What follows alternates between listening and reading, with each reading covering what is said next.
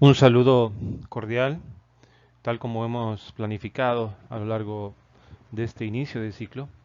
Se van a grabar algunas clases de forma diferida, decimos nosotros de manera sincrónica, con el propósito de cubrir los contenidos, por un lado, como hemos hecho esta semana, del 10 en adelante de agosto, ¿no? De forma sincrónica, 3 clases en la semana y hoy corresponde pues ver una clase de forma sincrónica pregrabando en la modalidad de PowerPoint con audio incluido.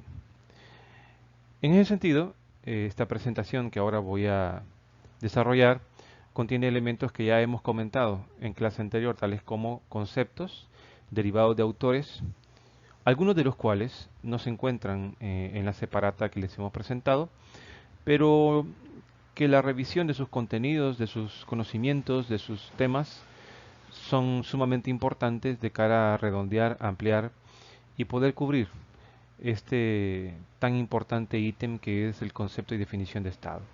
Así que iniciamos con esta presentación. Uno de los autores más importantes y como consecuencia eh, permanentemente citado en nuestras clases de teoría del Estado es sin duda Guillermo O'Donnell, del cual previo a revisar su conceptualización sobre el Estado, me gustaría comentar algo de su biografía o digamos una hoja de vida realmente prestigiosa, solo para efectos de situarle de quién se trata, ¿no? Este pensador y politólogo argentino es titular de la cátedra Helen Kellogg del gobierno de la Universidad de Notre Dame, Estados Unidos, donde fue director del instituto que he mencionado de Estudios Internacionales. Es también director del Centro de Investigaciones sobre el Estado y la Democracia en América Latina y de la Escuela de Políticas y Gobierno de la Universidad Nacional de San Martín. Ha sido en su trayectoria profesor visitante en diversas instituciones de Brasil, Estados Unidos y el Reino Unido. Para 1995 fue electo miembro titular de la American Academy of Arts and Science y en 2006 la Asociación Internacional de Ciencia Política lo premió por los aportes que a lo largo de su vida ha hecho a esta disciplina. O'Donnell ha publicado numerosos libros y artículos sobre autoritarismo, democratización, teoría de la democracia y teoría del Estado. Entre ellos cito Disonancia del 2007, Catacumbas del 2008, El Estado burocrático autoritario del 2009 y Transiciones desde un gobierno autoritario del 2010, publicados por la editorial Prometeo. Ahora bien, hay un par de libros adicionales que no se citan en esta biografía que a mí me resultan especialmente aclaradores. Uno es La democracia delegativa, del cual ha escrito bastante O'Donnell, es como su sello distintivo dentro de esta propuesta teórica. Y el otro libro, que de hecho es de donde saco la definición que aparece en pantalla, se llama Democracia, Agencia y Estado, que es una teoría con intención comparativa del año 2010, la versión que yo poseo y del cual he sacado pues esta determinación, ¿no? Si nosotros revisamos el contenido, lo que dice esta definición, nos daremos cuenta que él vincula al Estado con una asociación con base territorial. Ya hemos dicho en clases anteriores que es común que los autores piensen y entiendan al Estado como una organización, como un orden, en este caso como una asociación. Claro que también hemos dicho que es muy importante que el Estado se le reconozca y ejerza su poder en una base territorial. Y por lo tanto, este se manifiesta, el Estado, digo yo, por medio de un conjunto de instituciones y de relaciones sociales. A las instituciones, por regla general, la vemos en la parte de arriba, en la parte gubernamental. Y las relaciones sociales las vemos fundamentalmente en la parte de la sociedad, la economía, la cultura y otras manifestaciones de esta naturaleza. La mayor parte de estas relaciones son sancionadas o son sujetas a sanción, algo que cuenta con el respaldo del sistema legal. Y este es un sello importante del Estado que hemos visto y que hemos dicho, y es que tiene un corpus legal muy desarrollado y suficientemente construido con el propósito de hacer efectivas las decisiones del Estado. Nos dice también O'Donnell que normalmente pues esta capacidad del Estado penetra y controla el territorio y condiciona la vida de sus habitantes. También hemos dicho en clases anteriores la importancia de tener presente que en un Estado residen habitantes, no solo nacionales, no solo ciudadanos y ciudadanas, habitantes en su conjunto. Las instituciones del Estado reclaman, por lo tanto, algo que es muy particular y único de esta gran institución, razón por la cual él lo coloca en la definición. Por una definición, si alguna importancia tiene, es distinguir el concepto que uno pretende definir de cualquier otro que se le pueda parecer. Por eso, cuando él encuentra, o donde él encuentra algo particular del Estado, lo encuentra en el monopolio que tiene el uso de la coerción física, producto de un catálogo normativo que también es exclusividad del Estado. Y normalmente cuenta con este recurso para efectivizar las decisiones que se toman. Este es Guillermo O'Donnell y su idea de Estado, de un libro que, como hemos dicho, hemos citado del año 2010, referido a democracia, agencia y Estado. El siguiente de los autores que voy a citar y de cuyo trabajo nos vamos a valer para poder construir una definición del Estado también, que nos va a ayudar, es el politólogo argentino Juan Manuel Abal Medina, ¿no? De él, que reconozco que es un politólogo que recientemente he descubierto, me gustaría leer algunos datos biográficos sobre su trabajo y sobre su trayectoria. Miren, Juan Manuel Abal Medina es politólogo por la Universidad de Buenos Aires. Además de ello, es magíster y doctor en ciencia política por Flaxo, México, y Georgetown University. Si ustedes revisan en Internet la trayectoria académica de este politólogo, se darán cuenta que su récord académico es realmente envidiable. De hecho, la palabra récord la estoy utilizando y no de forma casual, porque me parece que, salvo un caso reciente en la UBA de Buenos Aires, él obtuvo los mejores registros académicos en su universidad y en su carrera.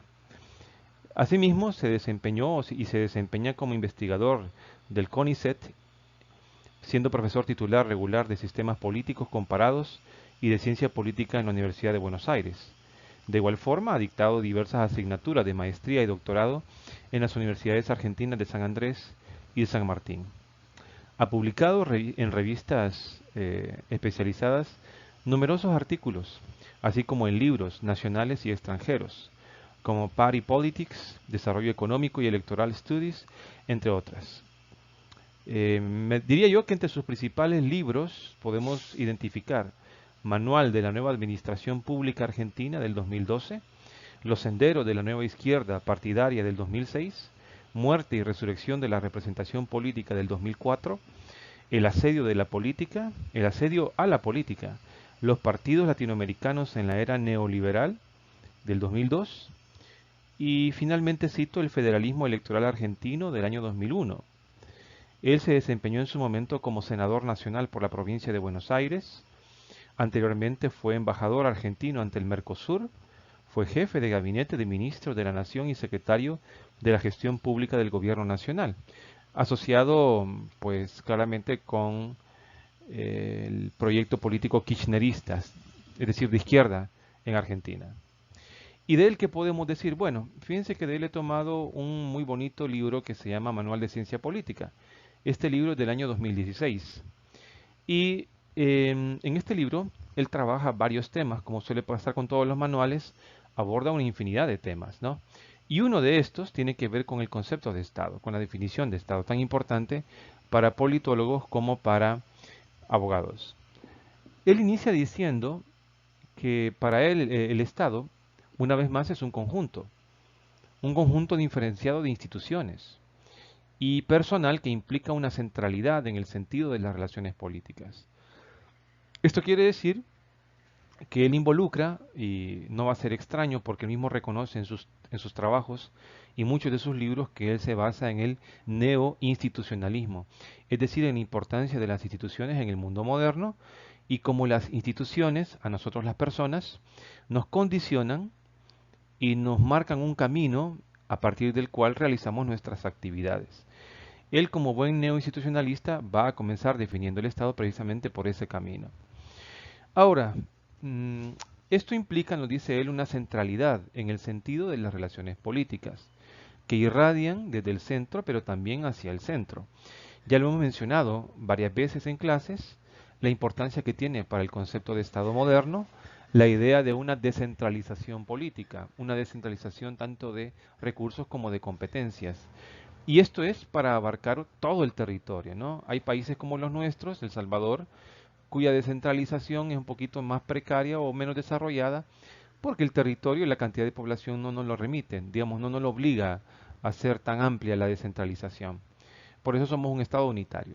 Pero los casos, digamos, de Argentina, México, Estados Unidos, que son estados con superficies territoriales enormes y que tienen una gran cantidad de población, para ellos sí es necesario dar un paso más en su concepto de descentralización y eso implica constituirse como estados federales, ¿no? Debo decir, por lo tanto, que esta primera aproximación que hace Juan Manuel Aval a la idea de Estado está ampliamente condicionada por dos autores. Uno de ellos es un sociólogo que consideramos una base, una piedra angular del proyecto modernista académico, del proyecto modernista científico en ciencias sociales, que es Max Weber. Y de él va a tomar muchas ideas que son pues claves en las nociones del Estado. Una de esas ideas claves tiene que ver con la noción de burocracia, otra con la noción de imperio, de soberanía, con la capacidad de obligarnos. Esas son ideas muy de Weber, de Max Weber. Y luego tenemos a otro autor, otro politólogo muy importante que es Michael Mann. A ver, según recuerdo, Michael Mann es alemán, tendría que revisarlo, por favor, esto tómenlo con beneficio de inventario. Pero primero, de Michael Mann, él destaca que ese territorio reclama el ejercicio del monopolio de la coerción física legítima. ¿Por qué legítima? Porque ya sabemos que en cualquier territorio, El Salvador no es una excepción, el uso de la fuerza está a la vuelta de la esquina. Uso de la fuerza hace mucha gente. Pero, ¿quiénes están legitimados para hacer legalmente un uso de la fuerza? El Estado. El Estado a través de sus representantes, instancias, organizaciones e instituciones que tienen facultadas estrictamente y exclusivamente el uso de la fuerza como último medio para cumplir con sus decisiones. Ya lo saben, la policía, la Fuerza Armada, cuando un tribunal emite una sentencia y debe cumplirla, pues si es necesario por la fuerza, lo hace por la fuerza. ¿No? A fin de garantizar un orden que sostiene una multiplicidad de relaciones insertas en una matriz político-social. No es fácil gobernar, no es fácil mantener y garantizar un orden. Por eso se necesita de estas herramientas legales, estas herramientas coactivas que pues garanticen que se va a poder cumplir y se va a poder desarrollar ese orden. Asimismo, se provee de posibilidades grandes a los actores sociales que intervienen dentro de la misma.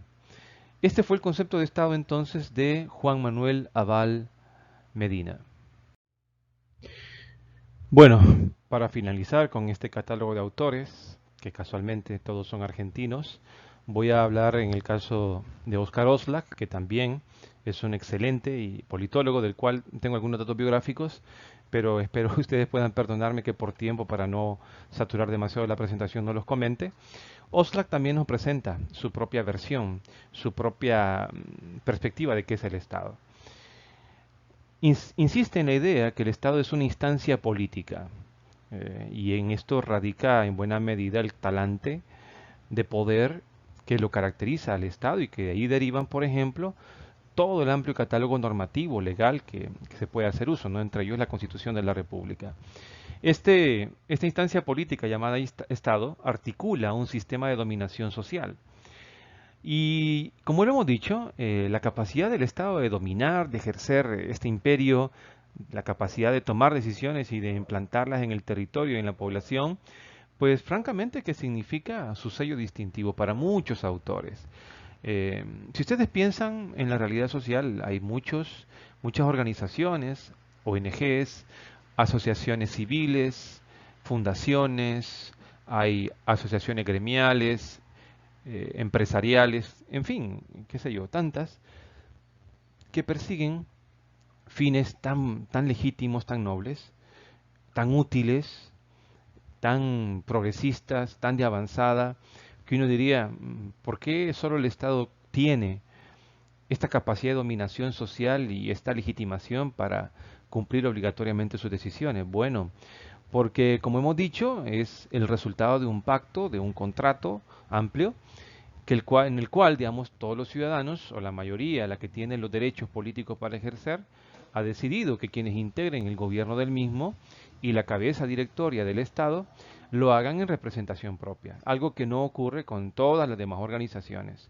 Y luego hay que entender que los fines del Estado trascienden los fines de cualquier otra organización, no porque los fines de cualquier otra organización no sean nobles y no sean legítimos, sino porque los del Estado es que está realmente obligado a cumplirlos para garantizar el bien común, el bienestar social, la justicia social. Y este, digamos, no es el caso de otras organizaciones porque básicamente no tienen la capacidad nacional para cumplir con esta prerrogativa. Aquí entra otra categoría, que es la capacidad. Entonces, la manifestación material del Estado, siguiendo a Oscar Oslak en su idea, nos advierte que es un conjunto interdependiente de instituciones que conforman un aparato, el aparato gubernamental. Ese aparato gubernamental funciona con la interdependencia de varias instituciones.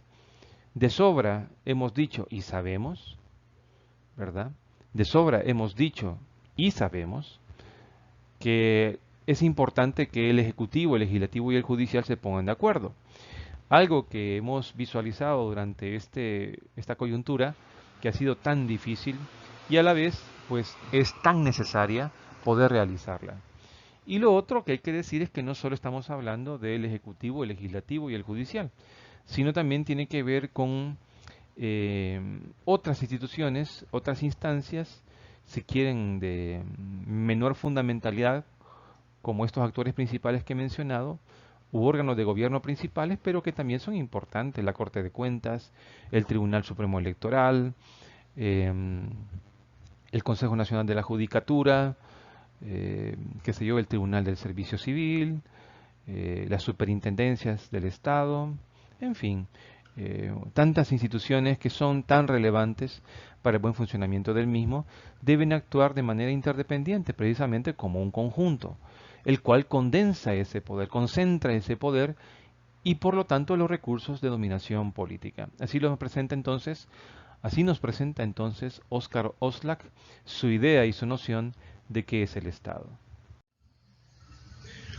Analicemos a continuación eh, algunos atributos del Estado que nos presenta Oslak, el cual en buena medida se deriva de su definición, pero también de otras ideas que él va planteando en sus trabajos. Primero, si observamos en el extremo izquierdo de la presentación, de esta lámina en particular, nos dice que el Estado, para ser tal, requiere del reconocimiento de la soberanía estatal por parte de otros estados, algo que funciona en una comunidad de estados a nivel internacional y que precisamente se denomina externalización del poder.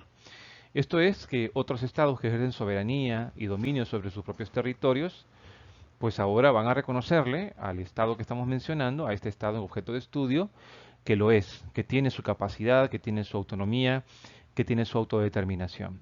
Y en esto radica un primer gran atributo del Estado, que es reconocido por los demás.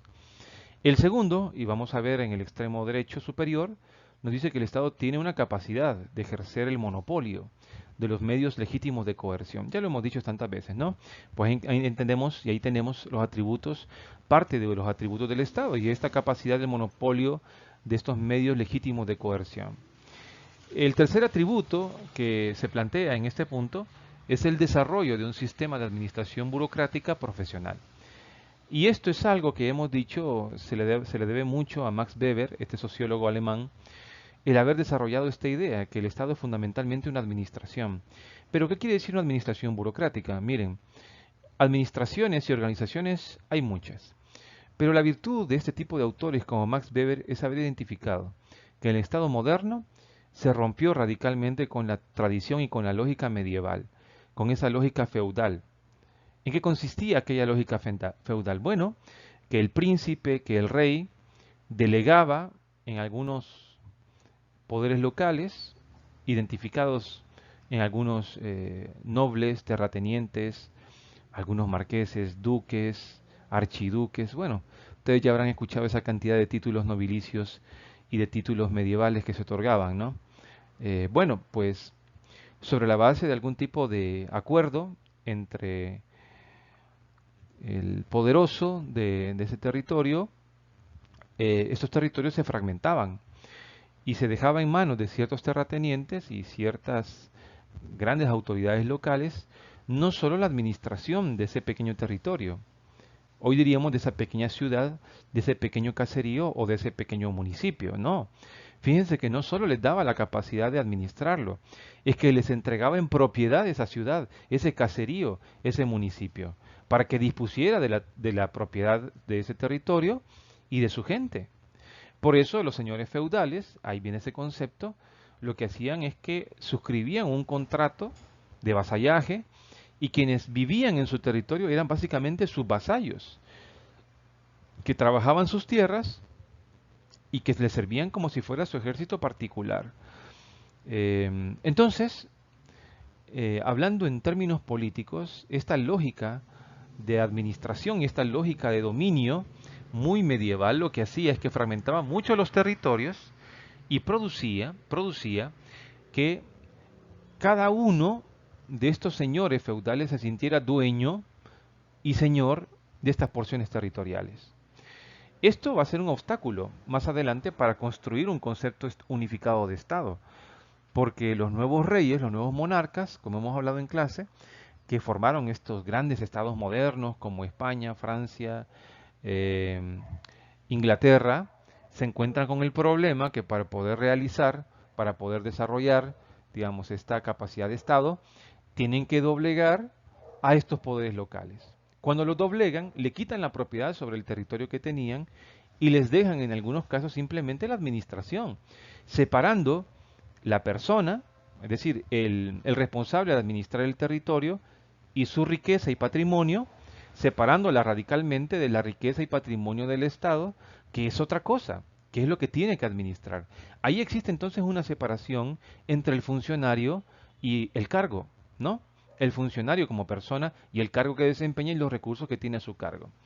Eso quiere decir que esta administración burocrática profesional, porque no cualquiera debe realizar las tareas de ministerios o gerencias públicas, no cualquiera debe tener una formación profesional, debe tener una formación suficiente que le haga capaz de desempeñarse en ese cargo, debe especializarse la administración en extraer recursos, los que sean importantes para el país, sean hidroeléctricos, sean estrictamente hídricos, sean recursos basados en la energía eólica, ya saben ustedes, hidrocarburo, energía, todo esto, y deben saber cómo canalizar esta explotación de recursos en beneficio del país, asignando eficientemente los mismos pues a cada una de las carteras de Estado.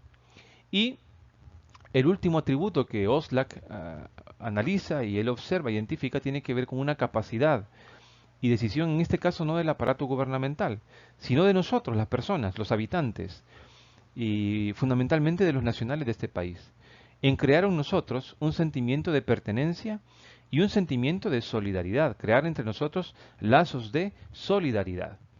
Porque ¿de qué serviría tener todo el poder del Estado y toda la capacidad de obligar si la gente no se siente parte, no se siente comprometida con un Estado? No va a conseguir todos sus objetivos el gobierno de El Salvador a pura obligación. Tiene que existir un nivel de compromiso y de aceptación voluntaria de que el Estado necesita de nuestra colaboración, ¿no? He ahí, por ejemplo, el famoso tema que tanto hemos hablado en clase de la cuarentena voluntaria. Hagámoslo por todos los demás. Si el Estado no construye un sistema legal eficiente y capaz de tener una cuarentena como correspondería, hoy se apela mucho a la capacidad nuestra de poder cumplir una cuarentena de forma voluntaria y que sea efectiva para el bienestar nuestro, de nuestras familias y de la sociedad en general. Dado que uno de los autores que previamente hemos revisado es Guillermo O'Donnell, cerremos entonces a partir de él estas ideas para entender qué es lo que cada dimensión identificada por O'Donnell produce en relación al Estado. Por un lado, esa parte burocrática, que ya vimos bastante en el caso de Oscar Oslac, el tercer atributo en Oslac, pues para O'Donnell este Estado, siendo una burocracia, se asignan formalmente funciones a cada una de las personas que integran el Estado. Muy parecido a aquello de la división del trabajo, ¿no? Bueno, aquí se asignan funciones. La función de legislar, la función de administrar, la función de juzgar, la función de controlar, la función de auditar, la función de defender, la función de brindar seguridad, la función de custodiar, la función de extraer recursos, la función de imponer tasas de contribuciones, impuestos, ya lo saben, ¿no? Cada una de las instancias del Estado, de las dimensiones del Estado, cuenta con funciones específicas, las cuales no necesariamente son exclusivas, pero sí que les son fundamentales y son casi que mayoritarias en cada uno de los órganos de gobierno.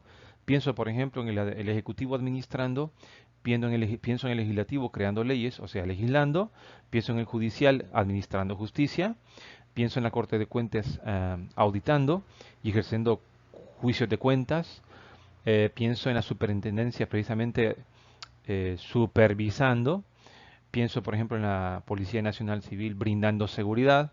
Ustedes entenderán que cada una de estas instancias del Estado se especializa en algo y por eso se le atribuye, digamos, una función específica para que la pueda realizar. Y es por eso que los cargos, tanto de funcionarios como de empleados públicos, es decir, de servidores públicos en general, tienen un perfil que hay que cumplir para que las funciones específicas se cumplan de acuerdo a la capacidad y las características que se deben obtener y se deben ostentar. Todo esto guiado, por supuesto, por el interés general. ¿Qué significa esto? Que teniendo una buena burocracia estatal, una buena administración estatal, donde cada quien realice correctamente sus funciones, se va a alcanzar buenos niveles de eficacia. Ahora, también el Estado cuenta, además de ser una burocracia, con un sistema legal, normas jurídicas que ordenan y garantizan todas las relaciones sociales, que nos permiten, en caso, por ejemplo, de confrontarnos mutuamente ante la disputa sobre un derecho de propiedad, un derecho de sucesión, un derecho de un legado, pues el Estado garantiza que en caso de inconformidad y disputa, brinda una salida, una solución pacífica, racional e institucional, a partir de la cual ese conflicto se va a dirimir y será posible que cada uno de nuestros derechos pues se cumplan, ¿no? Eso viéndolo de la parte de nosotros los administrados, los ciudadanos, los civiles. Pero viéndolo de parte de los gobiernos, también el derecho tiene muchísimo que aportar, entre ellos delimitar específica y adecuadamente cada una de las competencias, ¿no? que se tienen en cada una de las instancias y regular también el proceso a partir del cual, el proceso legal a partir del cual no solo se va a administrar justicia, sino también se puede acceder a un cargo público.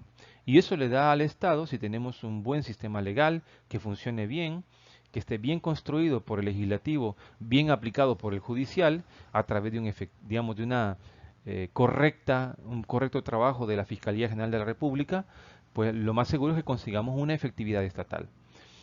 Y para finalizar, además de ser una buena burocracia y de tener un buen y contar con un buen sistema legal, obviamente que el Estado debe representarnos, como dijo Oscar Oslak en el cuarto tributo, un buen sentido de identidad colectiva, para que todo lo que se nos reclama a nosotros los cumplamos preferentemente de manera voluntaria, de manera consensuada entre todos nosotros.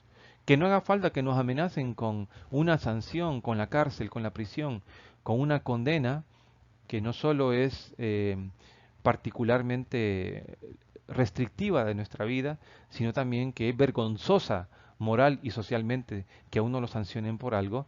Bueno, si no queremos apelar a eso, entonces hagámoslo voluntariamente, no por la amenaza necesariamente de la sanción, sino por el convencimiento que debemos tener de lo importante que es ser buenos ciudadanos.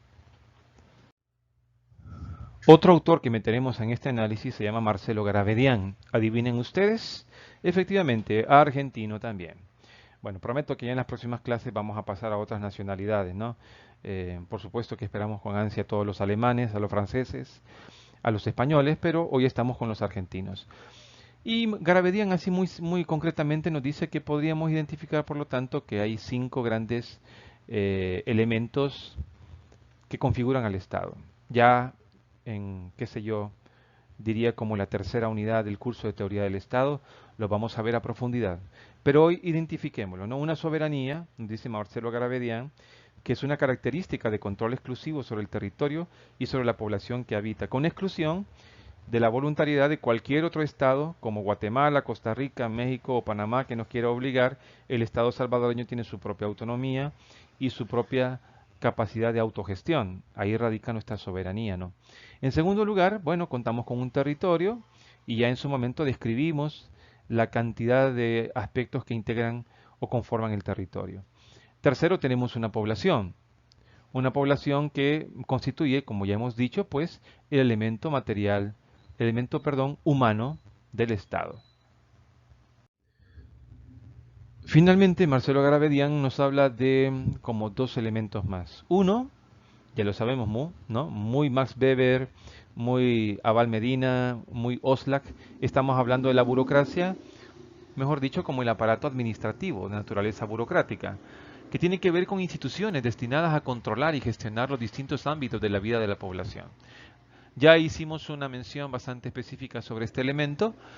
Recordemos entonces e identifiquemos, destaquemos el hecho que este aparato administrativo debe ser profesional, debe ser adecuado según cada una de las competencias que se van a desarrollar y debe partir de un reclutamiento de un personal, un recurso humano que sea el idóneo según cada uno de los cargos. Y luego, como elemento 5, tenemos al gobierno, que es ni más ni menos que la cabeza directoria, la cabeza directiva del Estado, la cabeza dirigente del Estado. Es el aparato estatal que condensa pues todas estas atribuciones. Es una instancia que toma decisiones importantes, trascendentales, y básicamente es la que determina el rumbo específico de un país. Tradicionalmente, esto lo voy a repetir, tradicionalmente se entiende que las grandes decisiones las toma el gobierno y las ejecuta, las implementa la administración o el aparato administrativo burocrático. Ahora bien, eso no quiere decir que el aparato administrativo burocrático, actualmente, no tenga capacidad de toma de decisiones. Por supuesto que tiene capacidad de toma de decisiones, pero son decisiones de tipo administrativo, las cuales están muy delimitadas, muy condicionadas. ¿Por qué? Por las decisiones que el gobierno en sentido general ha tomado, por las decisiones del Ejecutivo a través de las políticas públicas y los programas decididos gubernamentalmente, por las leyes emanadas por la Asamblea Legislativa y por las sentencias emanadas de los diferentes tribunales dentro del país. Ahora sí, corresponde regresar a la separata, ¿no? Regresar a nuestra separata que tenemos por acá y remitámonos a la página 33 de la numeración que tenemos acá. Recuerden, la separata tiene una numeración general y luego ustedes van a encontrar simultáneamente en cada una de las páginas alguna numeración pues específica, ¿no? Yo les recomiendo seguir la numeración general que está en la parte superior central de cada una de las páginas. Por eso habla de la página 33. Estamos hablando de la lectura denominada la palabra Estado, Génesis y Fortuna de un neologismo. Este texto lo sacamos hace algunos años de un autor italiano, Alessandro Passerin de Entrevés, de un libro que se llama La noción de Estado, y que fue promulgado por el Centro de Estudios Universitarios Editorial Católica Madrid allá por 1970, ¿no? Está claro que este libro tiene sus años, pero sigue estando vigente en muchos elementos, sigue estando vigente en muchos aspectos de la vida. Fíjense que una de las cosas que nos dice Alessandro Passerin es que hasta hoy en su libro, y nosotros también lo hemos hecho en las clases, hemos trabajado deliberadamente con el uso de la palabra Estado, dice Alessandro, para designar cualquier tipo de realidad política en la historia, desde Platón, Aristóteles, Cicerón, San Agustín, en fin, ¿no? Que se puede decir que en su momento varios autores hablan de Estado como sinónimo de la polis, de la república, de las civitas y de los reinos. Pero claramente ha llegado el momento, porque este es precisamente el capítulo que lo aborda, de preguntarse si todas estas palabras, polis, civitas, regnum, república, res publica, tienen una referencia común y han de examinarse las credenciales del término moderno que hasta ahora y por comodidad hemos utilizado en lugar de aquellos. Bueno, a lo largo de la lectura, Pacerini nos dice, no, hagamos una pausa y entendamos que a lo mejor la palabra Estado no apareció desde el principio de las civilizaciones, ¿no? La palabra Estado todavía no era una palabra comúnmente utilizada ni siquiera en la Biblia. Eh, Estamos hablando de la palabra Estado como la conocemos hoy y no de una noción de Estado general, amplia, que nos podríamos tomar cierta licencia en utilizarla, pero sabiendo que no lo estamos haciendo de forma estricta. Por eso, en esta lectura nos propone que el surgimiento del concepto de Estado en el léxico europeo considera las distintas formas de denominación que han tenido sus organizaciones políticas territoriales a lo largo de la historia. Y la forma de abordarla, al menos así me pareció lo más correcto dentro de esta presentación, es a través de ciertas preguntas cuya respuesta daremos inmediatamente, formulada la pregunta, para ir entendiendo lo que nos dice la separata y precisamente el autor a lo largo de sus páginas. Comencemos entonces con las preguntas generadoras. Primera, ¿cuáles son los conceptos que hacen referencia a organizaciones políticas en la historia? Bueno, ya previamente las hemos comentado. Primero, polis, que se sitúa, como ustedes recordarán, en aquella antigua Grecia, qué sé yo, del siglo V fundamentalmente, ¿verdad? Aunque algunos historiadores la sitúan entre el siglo VII y el siglo IV, y tercero, donde básicamente comenzó su decadencia. Pero el siglo V se reconoce mundialmente como el siglo del esplendor de la polis ateniense fundamentalmente. Era un estado ciudadano, recordarán ustedes, muy cerrado, muy exclusivo de aquellos atenienses o espartanos o qué sé yo, de otras polis vecinas como Tebas y Corinto, que pues siendo nacidos de ahí gozaban de un estatus privilegiado, contrario a las mujeres lastimosamente, contrario a los extranjeros, contrario a los esclavos. La polis, ya lo saben, es una expresión del bien colectivo. Eh, Constituye un valor moral del cual reflexionaron en mucho Platón y Aristóteles y desde luego que constituye también un hecho asociativo. No vamos a negar que la polis de aquella época tiene mucho que ver con los estados modernos, pero hay ciertas características que la hacen muy propia de aquella época y un poco ajena a la nuestra, ¿no? Por eso uno de los conceptos que utilizamos para denominar esta realidad es ciudad-estado. Para Roma, al menos en su primera parte, la res pública fue el concepto más utilizado. Claro, es una experiencia política posterior a la polis, del cual bien se dice que los romanos bebieron mucho de la tradición griega, y ahí el surgimiento de la cultura grecolatina, no solo en la práctica social, cultural, literaria, sino también hasta en la mitología, ¿no? Donde se estuvieron prestando y apropiando de algunos dioses y renombrándolos. No sé, no soy experto en mitología para saber si los romanos desde su tradición ya las tenían vistos y simplemente es una coincidencia o efectivamente algunos de estos dioses se los copiaron, se los fusilaron, digamos, muy descaradamente. No lo sé, pero ciertamente hay una correspondencia en todas las deidades griegas y romanas. Notoriamente, Roma alcanzó extensión territorial mucho más amplia y más compleja, ¿no? Y esto obligó a los romanos a tener que desarrollar un elemento que los griegos, por su realidad, no se habían sentido demasiado obligados precisamente a desarrollarlo tanto. No que no lo tuvieran, sino que no fuera tan desarrollado. Y este es el elemento jurídico.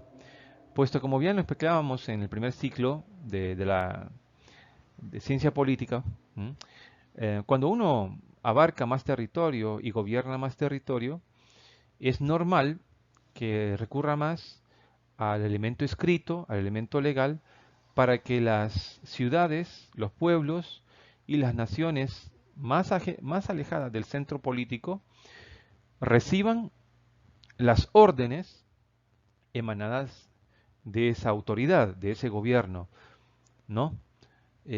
Claramente el Senado romano no iba a alcanzar a sesionar en cada uno de los territorios conquistados, imposible. Por eso tenían que valerse de un aparato legal, tenían que desarrollar un aparato legal para poder alcanzar y dominar como correspondía territorios tan lejados como Roma. Claramente también estas experiencias históricas y esta evolución histórica hizo que los romanos sintieran que la república como tal, pese a que se mantuvo mucho tiempo formalmente hablando, perdiera su lugar ante otra forma de organización preestatal que básicamente en la práctica le superó como una manera de dominar territorios hostiles permanentemente a la defensiva, queriendo desvincularse del dominio romano, y la república se convierte en imperio, ¿no? Dejando en manos de ciertos poderosos, muchos de ellos militares, o al menos con vocación militar, el administrar amplios territorios, en la medida que Roma pues siempre iba creciendo. Así que ahí tenemos otra experiencia importante, ¿no? Luego a nivel medieval aparecen otras denominaciones, dependiendo de qué lugar. En Italia, por ejemplo, las civitas, en otros lugares fueron los regnum, que identificaban organizaciones medievales europeas como monarquías territoriales. Y no olvidemos que la época medieval pues estuvo ampliamente marcada por el pensamiento cristiano, ¿no? Fundamentalmente con la caída de Roma y del Imperio Romano de Occidente. Y hay que entender que entonces las repúblicas cristianas se configuraron como organizaciones que aglutinaban a la comunidad cristiana y se bifurcaba en el papado y en el imperio. Entonces, ¿en qué momento aparece el Estado como un concepto relevante en el pensamiento político? Si hemos dicho que en la antigüedad y en la Edad Media, todavía estas organizaciones que hemos mencionado no tenían las características actuales de los estados que hoy conocemos. Bueno, nos dice Alessandro Passerin, o Passerin, no sé cómo se pronunciaría, que la palabra Estado surge conceptualmente al final de la Edad Media, en esta etapa que llamamos Renacimiento, que es básicamente una época bisagra entre el final de la Edad Media y las características de la modernidad, ¿no? Es una transición hacia la modernidad, el Renacimiento. Y las acepciones, si bien van siendo utilizadas de idioma en idioma, tienen un origen latino. Aquí hago una pausa y un paréntesis. Miren, creo que va a ser oportuno, y lo haré este mismo fin de semana, que les voy a subir un muy bonito documental como de 15 minutos de una Academia Play que he encontrado en YouTube, que tiene una muy buena forma de sintetizar temas políticamente muy relevantes, y de ellos les voy a compartir a través de un enlace en YouTube una presentación, como les dije, de 15 minutos más o menos, que tiene que ver con el surgimiento del Estado moderno. Les pido que en cuanto suba esta presentación le pongan mucha atención, porque ahí se explica esto que estoy diciendo, qué fue el Renacimiento y por qué en este contexto del Renacimiento surgen estos estados. Algo que por supuesto ya explicamos en ciencia política, pero que hoy vale la pena traer a colación nuevamente. ¿A quién se le atribuye en consecuencia el haber popularizado la palabra Estado? No habérsela inventado, no es que salió de la cabeza de esta persona, es que ya existía, pero esta persona le da un sentido, le da una connotación muy con los propósitos que hoy utilizamos la palabra Estado. Ese autor fue Nicolás Maquiavelo, que popularizó el concepto. Aunque bien lo dice Francesco Ercole, previo a Maquiavelo, claro que existen referencias de su uso en el pensamiento filosófico. Hay un historiador que aparece en la lectura, Francesco Ercole, que reconstruye la evolución gradual del significado de cada una de estas organizaciones, tanto en sentido socioeconómico como en el sentido político que actualmente se le señala a la palabra Estado. Entonces, si Maquiavelo es quien populariza el concepto de Estado y lo hace en sus obras más importantes, El Príncipe fundamentalmente, aunque también la utiliza en otras de sus referencias bibliográficas. Estoy recordando ahorita los discursos sobre la segunda década de Tito Livio. Pues la pregunta es, ¿qué significado adquiere ese primer momento, en ese primer momento que se utiliza la palabra Estado? Bueno, hay varias nociones que aparecen en la lectura. Yo voy a tomar una, que es status. Y el estatus es una condición o modo de ser de una persona, ¿no? De una cosa, de un estamento, como decimos, el estamento medieval, la clase alta y la clase media, pero también de una persona en particular. Todos nosotros tenemos un estatus que resulta así de medirnos a través de nuestro prestigio social, nuestro ingreso económico y nuestras influencias o capacidades políticas que tengamos. Los sociólogos insisten, sobre todo los sociólogos funcionalistas insisten en este concepto que se integra de forma vinculada de tres grandes fuentes. La parte sociológica, que es nuestro prestigio social, nuestra fama social, de quiénes somos, cómo vivimos, el ingreso económico, que es el que ampara ese prestigio social, nuestro ingreso, ya sea por medio de un salario, por medio de una renta, por medio de cualquiera fuera la fuente de nuestro ingreso, no necesariamente legal, aunque debería serlo, y luego se integra por la capacidad política que tengamos de influir en tal o cual decisión a nivel nacional, a nivel municipal o a nivel particular, ¿no? Así que por eso es que aparece en la lectura que el estatus tiene que ver con solidez, con prosperidad, con bienestar de un ente colectivo o de un ente individual, de agregar. Entonces, tenemos dos nociones de estatus. Una, que es la, en el sentido sociológico, especial condición económica y social. Se habla entonces de estatus, stato, etat, stat, state, según el idioma que estemos utilizando, ¿no?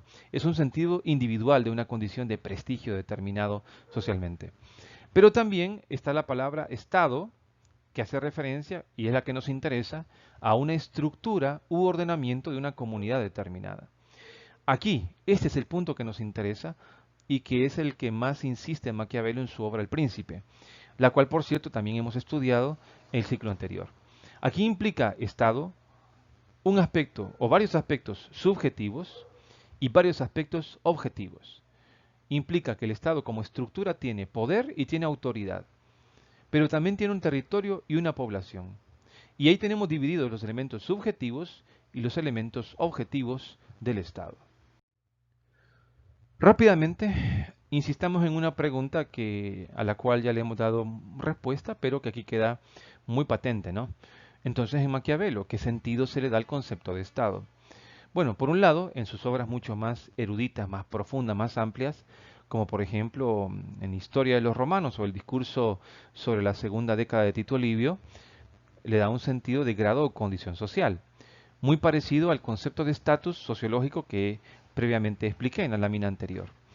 Y en El Príncipe, que si lo recuerdan ustedes, es una obra que no tiene pretensiones eruditas, no tiene pretensiones de ser un gran tratado filosófico, sino más bien es casi que un pequeño manual de cómo actuar políticamente, cómo obrar políticamente que le entrega Maquiavelo a la familia Medici en Florencia, implorándole que con ello le hagan el favor de incorporarlo nuevamente a la administración pública de Florencia y darle su puesto en la segunda cancillería, ¿no? Pues sí, en esta obra El Príncipe es que el Estado adquiere este sentido moderno de organización territorial con poder y autoridad y con un territorio y con una población. Pues ahí se contesta entonces, según cada obra, cuáles los sentidos que le da Maquiavelo al concepto de Estado. Muy bien, saliendo de Maquiavelo y viendo un poco más recientemente, ¿qué otros conceptos actualmente se le designan a la realidad política moderna en relación al Estado? Bueno, hay muchos conceptos, ¿saben? Hay muchos conceptos, pero yo les pediría que si bien los vamos a revisar, entendamos que cada concepto, por mucho que se le asocie a la palabra Estado, no es exactamente un sinónimo de Estado. No es exactamente o significa exactamente lo mismo, ¿no? Vamos a ser sinceros. Lo que es cierto es que en la actualidad son conceptos que se utilizan intentando explicar la misma realidad estatal. Y más de alguna vez nosotros mismos caeremos en este juego, ¿no? Pero hay que entender que el Estado como concepto, y sobre esto ya hemos analizado bastante en esta primera semana de clase, ya tienen bastante información, se habrán dado cuenta que el Estado tiene su propia realidad. Entonces aclaremos que si bien hay conceptos sinónimos, no son idénticos al concepto de Estado. Veamos el primero. República tiene que ver con un gobierno recto, con que las cosas, los recursos, el patrimonio del Estado nos pertenece a todos. Lo que pasa es que tiene que ser correcta y adecuadamente utilizado, explotado y servido para que la población pueda resolver sus más importantes necesidades, ¿no? Tiene que ver con un recto gobierno, tiene que ver con familias que se integran y que la república se coloca en favor de las mismas, tiene que ver con todo aquello que es en común para todos, no es exclusividad de un estamento, de una monarquía, de una nobleza, de una facción política. El Estado y la República significa que el gobierno y todas sus disposiciones, el patrimonio del Estado nos pertenece a todos, basados en algo que es la soberanía popular. Por eso sabemos perfectamente, aquí viene la aclaración, que los estados pueden tener varios tipos. Bueno, un tipo de estado es el estado república o el estado republicano, sabiendo que hay otros tipos de estados, por ejemplo, los estados monárquicos, que ese son otro tipo de estado. Aquí hablamos de las repúblicas. En otras latitudes, si la república es muy nuestra, muy de América Latina, es muy norteamericana, es muy francesa, pues resulta que en otras tradiciones intelectuales como la británica, el Commonwealth, que es un concepto británico, hace referencia a la locución latina de una república. Y esto es muy propio del Reino Unido, esto es muy propio de estos países de habla inglesa, ¿no? Luego tenemos para el caso de Estados Unidos la concepción de un gobierno federal o federal government. Ustedes van a excusar si en algún momento escuchan un ruido, pero yo no entiendo cómo, perdón por la palabra, no la voy a decir, pero ustedes saben lo que iba a decir. Siendo sábado a las 6 de la tarde, aquí por mi casa parece que es una autopista y es una colonia, pero bueno, no voy a perder tiempo en eso. Disculpen el ruido si lo escuchan, ¿no? Entonces, un gobierno federal, que ya hemos dicho que hay países que recurren o que acuden a la organización federal porque la extensión del territorio y la amplitud de la población, la densidad de la población obliga, sobre todo la amplitud, lo cuantioso de la población obliga a organizarse de manera federal, ¿no? Gobierno federal. Esto lo tienen mucho los norteamericanos. Finalmente, el concepto de nación, que ya veremos que nación es diferente a Estado. Más cercana a nación al elemento humano del Estado y muchas veces identificada con una identidad cultural. A ver, no digo que nación siempre sea sinónimo de nación cultural, porque hay otro sentido de la palabra nación, que es la nación política, pero eso lo veremos más adelante. En resumen, al Estado se le asocian palabras como república, Commonwealth, gobierno federal o nación, y son sinónimos, pero no significan exactamente lo mismo, hay que tenerlo muy presente. Finalmente, la última pregunta. Y entonces, después de haber dicho todo esto, ¿es adecuado o no es adecuado utilizar el concepto de Estado como una locución general y común? Miren, frente a esta pregunta, Alessandro Pacerín, y en la próxima clase, que esa va a ser sincrónica, vamos a ver Norberto Bobbio, la verdad que no tienen una respuesta tajante. Nos dan dos respuestas. Fijémonos lo que nos dice la columna en la izquierda. Nos dice, miren, si va a usar el Estado, el concepto de Estado, como fórmula abreviada, haciendo mención a todos aquellos elementos comunes que tienen el Estado moderno, la polis, la res pública, la civita, el imperio romano, los reinos medievales, los principados. Si lo va a usar como una fórmula abreviada, está bien. Puede decir el Estado en la antigüedad, el Estado medieval, siempre y cuando haga referencia a los elementos comunes, como por ejemplo un dominio, como por ejemplo una población, como por ejemplo algunos territorios así considerados. Bueno, está bien. Si es por ahí, use la palabra Estado. Úsela si va a hacer referencia a autoridad y obediencia, que es una relación social permanente en la historia de la humanidad, y si estamos hablando del uso de la fuerza. Si es en ese sentido, nos dice Alessandro Pacerín, utilice la palabra Estado en cualquier momento de la historia. Ahora bien, si lo va a utilizar en un sentido estricto moderno, haciendo referencia a la realidad nueva y diferente que vislumbró Maquiavelo y que después la modernidad nos ha dado de golpe todas las diferencias respecto a la época antigua y medieval, si va a hacer referencia al concepto jurídico como hoy lo conocemos, con el desarrollo y la amplitud de derechos que hoy conocemos, con el marco jurídico que hoy tenemos en su organización del Estado, si va a hacer referencia a la soberanía como la desarrolló Jean Bodin y otros más, como la autodeterminación, la autogestión de un pueblo, de darse su propio gobierno y de poder hacerlo con exclusión de otros, si va a hacer referencia a esas cosas, no. El Estado solo ha existido en la modernidad. el Estado en sentido moderno, en sentido estricto. Si ustedes me preguntan mi opinión, que no me lo han pedido, pero igual la voy a dar, yo les diré con toda claridad cuál es mi posición al respecto. Yo prefiero utilizar la palabra Estado solo en sentido moderno, solo en sentido estricto, porque sí considero que la palabra Estado arranca en un momento determinado de la historia, que ya vimos que fue el Renacimiento, con un sentido preciso que tiene que ver con esa organización territorial poderosa marcada por un derecho muy contemporáneo, con una burocracia, con una soberanía desarrollada. Bueno, a eso hago referencia cuando hablo de Estado.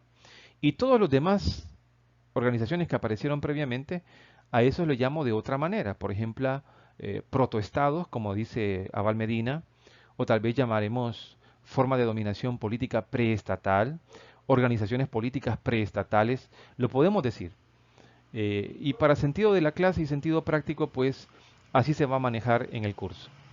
Con esto cierro esta videoclase en diferido, pidiéndole que le pongan mucha atención, son varias diapositivas, pero lo que hemos explicado en esta ocasión a mí me resulta sumamente importante y le va a servir para poder completar su nota formativa con los cuestionarios que les voy a dejar, con la serie que les voy a dejar.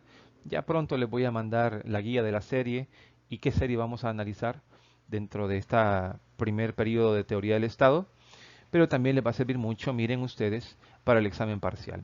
Así que se los encomiendo mucho, estudienlo y nos vemos pronto en nuestras clases sincrónicas.